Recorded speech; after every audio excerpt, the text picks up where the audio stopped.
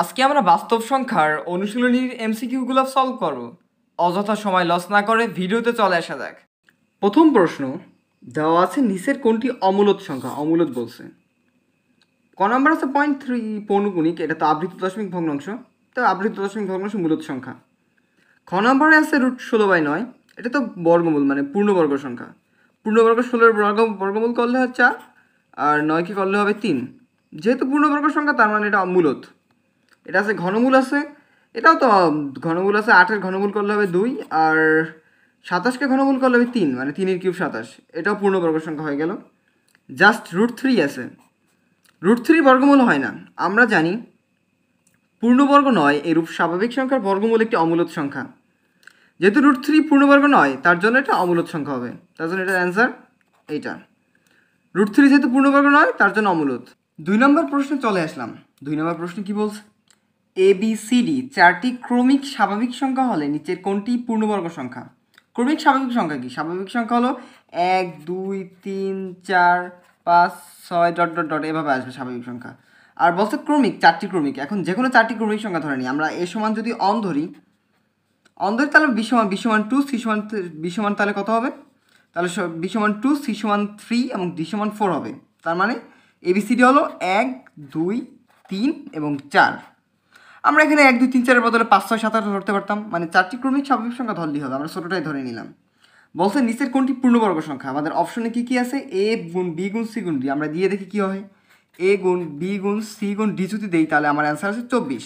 কিন্তু 24 কিন্তু পূর্ণবর্গ না, তাহলে পূর্ণবর্গ হলো না। দেন এইটা দেখি, ABCD যোগ 1, ABCD তো আমরা 24 পেলামই, দেন প্লাস অন 25। 25 কিন্তু পূর্ণবর্গ সংখ্যা, 25-এর রুট করলে হবে 5। আমাদের অ্যান্সার কিন্তু চলে এসেছে, এইটা হবে অ্যান্সার। দেন বাকি দুটো চেক করে দেখি কি আসে।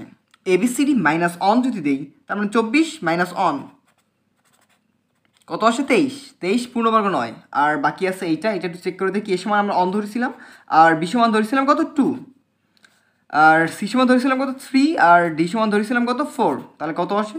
2 যোগ 12 14। 14 পূর্ণবর্গ নয়, তার মানে অ্যান্সার গ নাম্বার। এবার 3 নম্বর প্রশ্ন দেখা যাক। 3 নম্বর প্রশ্নে কি বলছে? 1 থেকে 10 পর্যন্ত মৌলিক সংখ্যা কতটি? 1 থেকে 10 পর্যন্ত মৌলিক সংখ্যা হিসাব করি। মৌলিক সংখ্যা আছে 2 3 5 এবং 7। কতটা আসে? 4টা। 1 2 3 4, মানে 4টা। অ্যান্সার খ নাম্বার। এখন যদি 1 থেকে 10 না বলে, বলতো 50 থেকে 60 বা 60 থেকে 70 কত, তাহলে আমরা কীভাবে বের করতাম? এটা বের করার জন্য সহজ একটা, মানে সিম্পল 1 সেকেন্ডে বের করার একটা উপায় আছে। উপায়টা আমি তোমাদের দেখাতেছি। এই যে আমরা একটা সিম্পল একটা মোবাইল নাম্বারের মতো একটা সংখ্যা দিয়ে এটা 100 পর্যন্ত আমরা মৌলিক সংখ্যাগুলোর সমস্যা সমাধান করতে পারি। যেমন 1 থেকে 10 4, 10 থেকে 20 4, 20 থেকে 30 2, মানে এভাবে সিরিয়াল আকারে আসবে। 10 10 থেকে সিরিয়াল আকারে আসবে 1 থেকে 10টা। এখন যদি আমরা এই সিরিয়ালটা মনে রাখি 4 4 2 2 3 2 2 3 2 1, সিম্পল মোবাইল নাম্বারের মতো মনে রাখবো 10টা। তাহলে মানে যদি বলতো 80 থেকে 90 মৌলিক সংখ্যা কতটা, অ্যান্সার কত আসতো? 2টা। যদি বলতো 50 থেকে 60 কতটা, 2টা। 40 থেকে 50 বললে 3টা আসতো।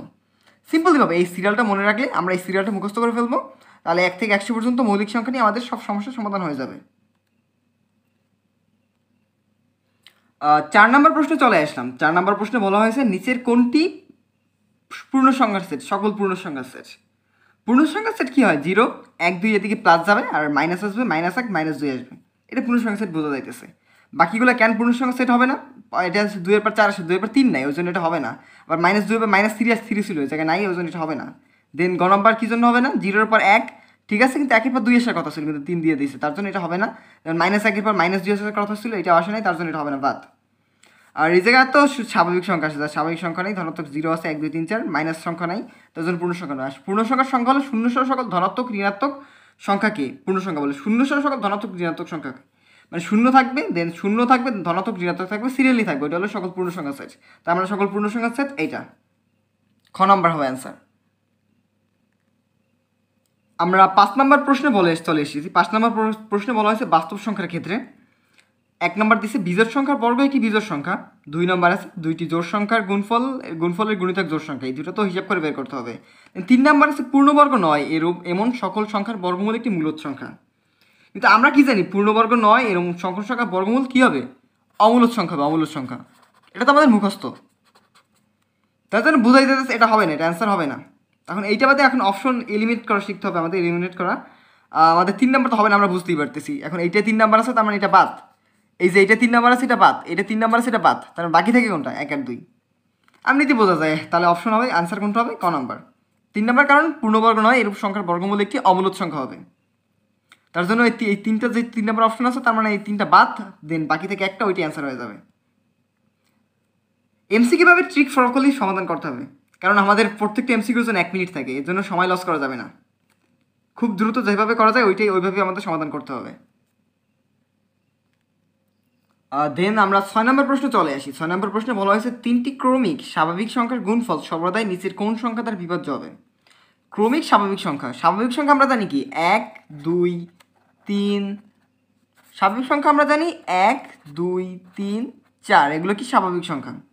বলছে 3টি ক্রমিক স্বাভাবিক সংখ্যার গুণফল। ক্রমিক স্বাভাবিক সংখ্যা 1 2 3 4 5 6 ডট ডট এভাবে স্বাভাবিক সংখ্যা যাবে। আর বলছে ক্রমিক মানে, আর 3টি ক্রমিক বলছে মানে একসাথে 3টা যাবে, মানে আমরা 1 2 3 ধরে নিলাম। 3টি ক্রমিক স্বাভাবিক সংখ্যার গুণফল 1 2 3 আমরা ধরে নিই, তাহলে কি আসবে? 1 2 3 যদি গুণ করি, 3 দুগুণে 6, অ্যান্সার আসবে কত? 1 2 3 দিলে আসবে 6। আর 1 2 3 এর বদলে যদি আমরা নেই 2 3 4, যদি নেই আমরা গুণফল 2 3 4, গুণফল কত হবে? 12, 12 দুগুণ 24। 24 কত দ্বারা বিভাজ্য? 24 এখানে আছে কত দ্বারা? 11 দ্বারা বিভাজ্য হবে না, 7 দ্বারা হবে না, 5 দ্বারা হবে না, 6 দ্বারা হবে। তার মানে অ্যান্সার আমাদের 6। দুইটি দিয়ে দেখলাম।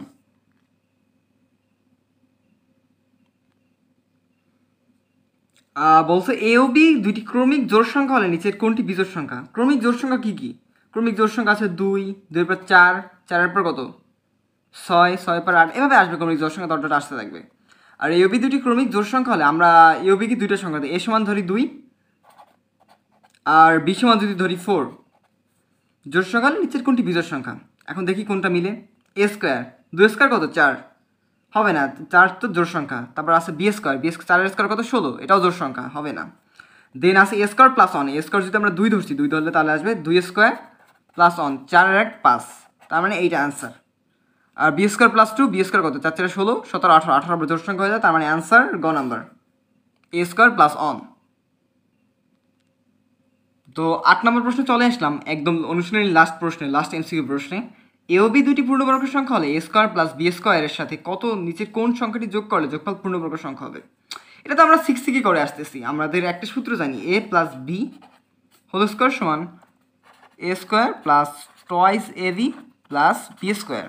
মানে আছে এ স্কোয়ার প্লাস বি স্কোয়ার, এখন কত যোগ করলে পূর্ণবর্গ হবে? এ প্লাস বি হোল স্কোয়ার একটা পূর্ণবর্গ সংখ্যা। দেন আমার লাগবে কত? 2 এ বি, অ্যান্সার হবে 2 এ বি।